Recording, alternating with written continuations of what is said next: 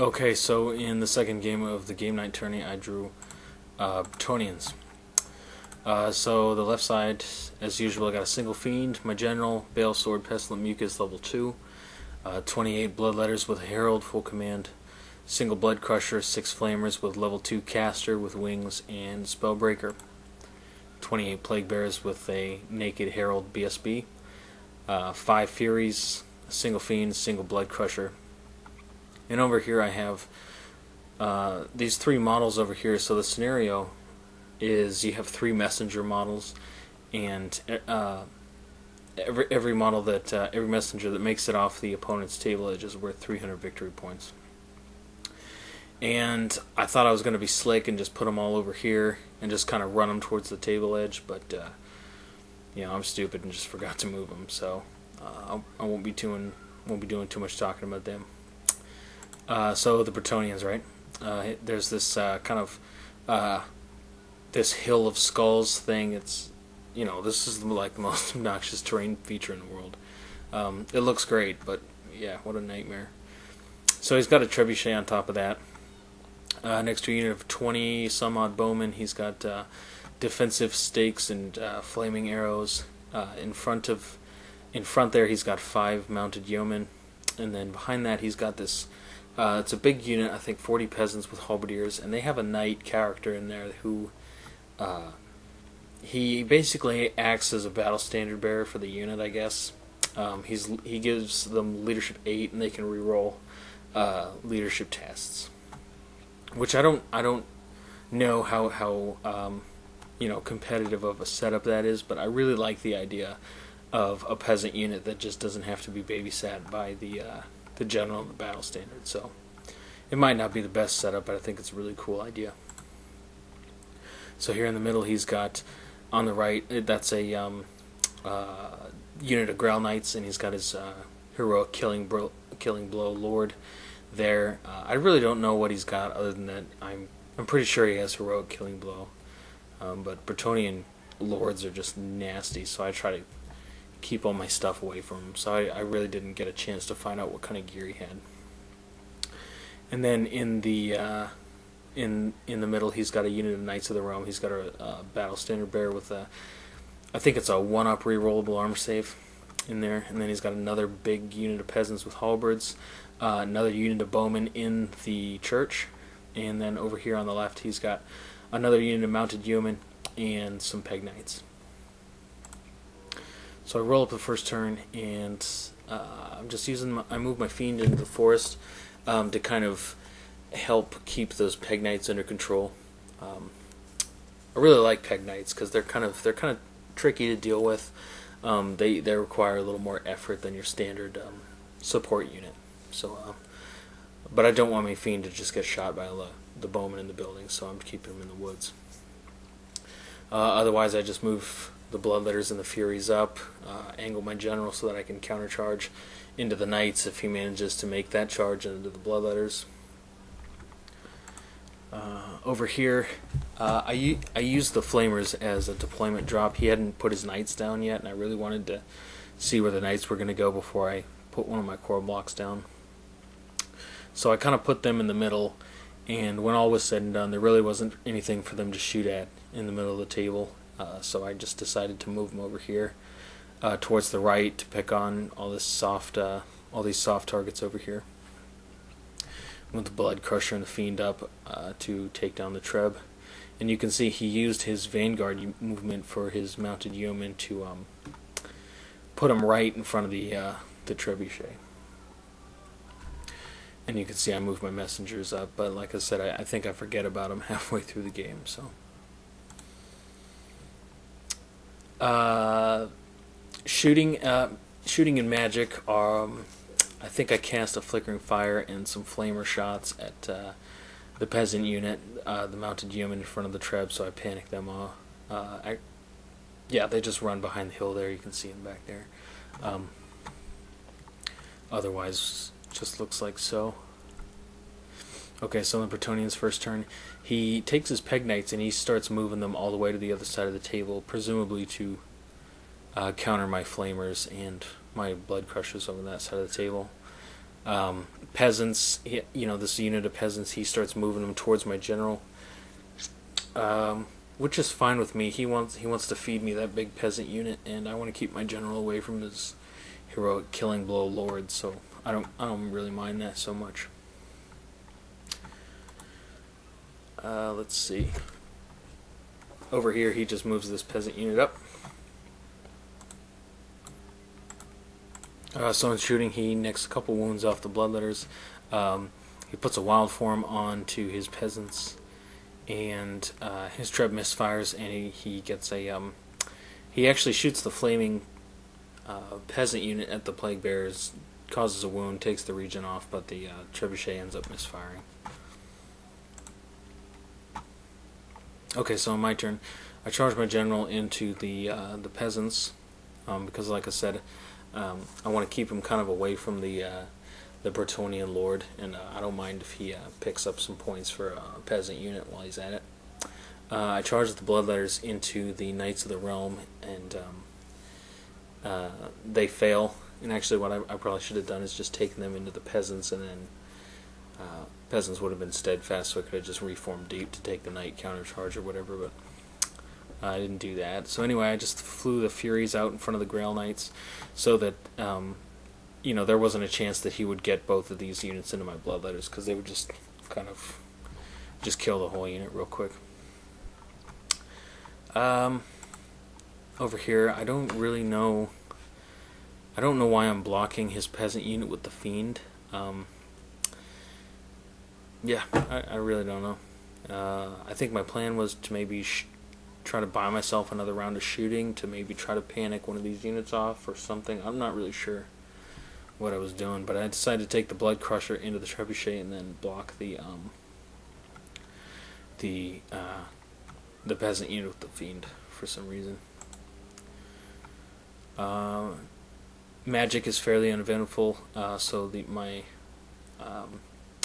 my Great Unclean One ends up killing 10 peasants and taking a wound or so, which is fine. Okay, so the Bretonnian next turn, he obviously takes both his knight units into the Furies to get them out of the way. He swift reforms his peasant unit around the Fiend and then charges it in the flank with the archers, which I'm not really sure what's going on. It's definitely not something that I expected, so maybe he saw something that I didn't. But you can see my Blood Crusher made short work of the trebuchet in the previous turn, and I think he rallies his mounted yeoman behind the hill there. So in close combat, kind of a poor showing from my general. He only killed 5 peasants, I think. Knight units easily kill the Furies, and my Fiend actually wins combat against the peasant bowman and reforms to face him.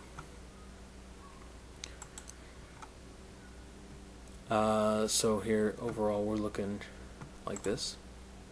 Okay, so on my next turn, I charge the Bloodletters into the Knights of the Realm, and that's just good. It's just always good not to get charged by Bretonnian units.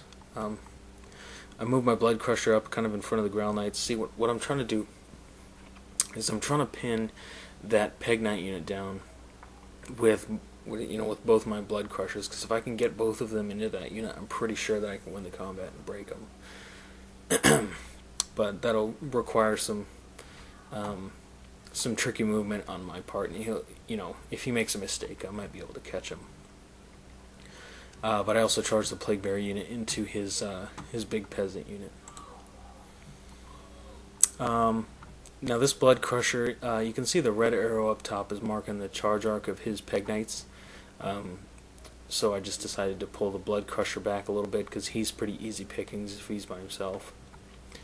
And just move the Flamers over here to hopefully finish off that mounted yeoman unit. So magic is fairly uneventful, so as we go to combat, it looks like the Fiend beat the archers and ran them down, and my Plague Bearers beat those peasants, but instead of pursuing, it looks like I reformed for some reason. So, not really sure.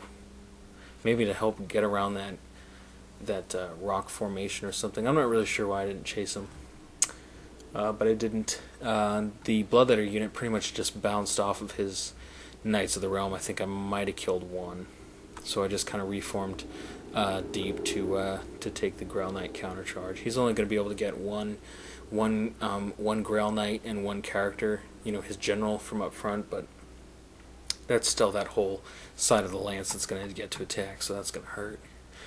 Pretty decent showing from my general. He's going through those peasants pretty quickly, but they're putting wounds on him. Yeah, so this is how it looks going into my next turn. You can see my fiend in the woods here is still kind of just, kind of ducking and weaving with this mounted yeoman unit. Okay, so in the Bretonnian's next turn, he charges his Grail Knights into my Bloodletter unit, and then he rallies his unit of peasants with the Knight character. Yeah, so magic doesn't really do much for him. I think he casts the curse of Anra here on my general, and then at the end of combat, it looks like so. Yeah, his Grail Knights just came in and just cleaned out that Bloodletter unit. I actually ended up doing fairly well on my instability roll, so you can see he just killed a ton of them. So he's got I've got 3 Bloodletters and the Herald left.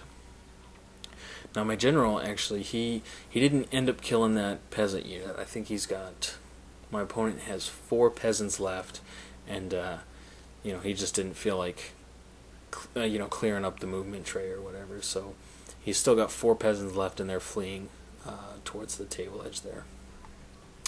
And then you can see his rallied unit of peasants there on the right.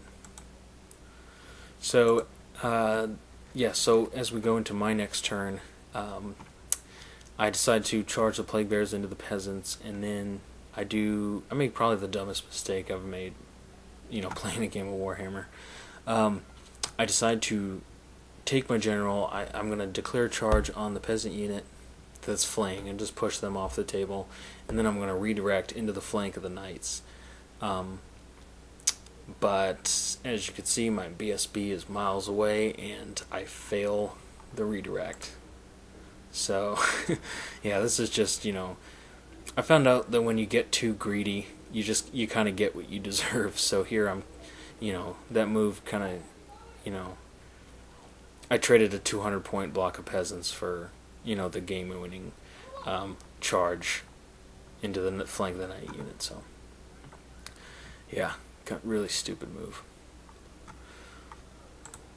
So otherwise, you can see he moved his Peg Knights behind the hill in his last turn. So I just took my flying caster out of the Flamer unit and dropped him back here, so I could hopefully catch one of these units if I break them and I don't get a chance to catch him on the pursuit roll.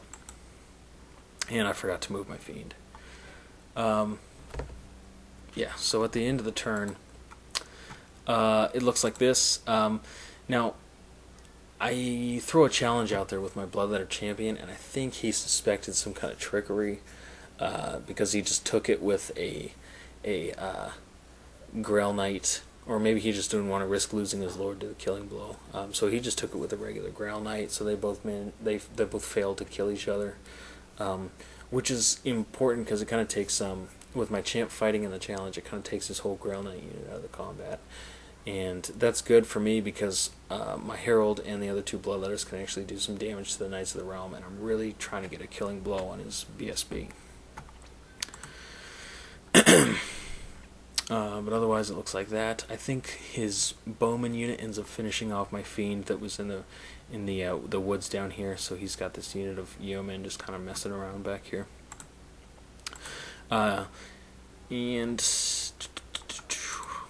let's see here. Yeah, the Plague Bears win the combat against the peasants again, but again I failed to catch them, so that's kind of frustrating. But what are you gonna do? In the combat against the Knights, I kill a couple more with my Bloodletters, and but it's not enough. I can't kill enough to win the combat, even though his Grail Knights are tied up fighting my champion. So it's kind of an interesting kind of deadlock where my Bloodletter unit is kind of hanging by a thread, but he can't, because of that challenge, he can't do anything to get the rest of those points. And as you can see, my general, his charge arc is not, he can't see the flank of the Grail Knights because of that failed charge. So, not only was he out of combat last turn, he's going to be out of combat this turn. I think he's gonna end the game, just having killed a block of peasants, which is kind of, kind of frustrating for a 600-point model, but it happens when you make mistakes. So at the end of the game, in my last turn, yeah, I just charged the general into the peasant unit in the church. I'm just hoping to, I'm hoping to actually break him and kick him out of the church so that they can't shoot at my general the next round. Because you can see he's got like 4 wounds left, and I just don't want a chance, him nicking those wounds off somehow. And then over here, his Peg Knights are, ducking and weaving with my Flamers and my Blood Crusher and stuff over here. I can't pin him down, so I'm not going to be able to get those points either.